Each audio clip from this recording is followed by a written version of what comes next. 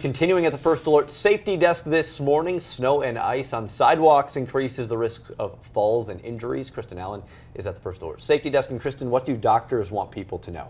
Well, Emerson, doctors say that the risk increases for anyone falling and getting injured, and that's regardless of age or ability during this time. We spoke with an orthopedic physician at Aurora Medical Center, and he says there's preventative measures everyone can take. The best thing you can do is avoid any uncleared and unsalted sidewalks and roads. That might mean staying inside until pavement is clear. If you must go out, you should take short steps. It's often described as walking like a penguin with your feet pointed slightly outward and your center of gravity over your feet.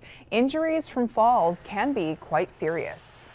This time of year, we certainly see more wrist, ankle, and even hip fractures. And that, oftentimes does require surgery to fix some of these things. Watch your foot placement and move slowly. If you have to ask for a hand or use a railing, please do that on some of these slippery steps. It's also important to be careful when shoveling snow. Experts say you should really slow down and take your time. Many people underestimate the physical strain that shoveling can have on your body that can lead to injuries in your back, neck, and shoulders. The best thing you can do is lift with your legs and not your back, so you can avoid too much snow also at once. Emerson?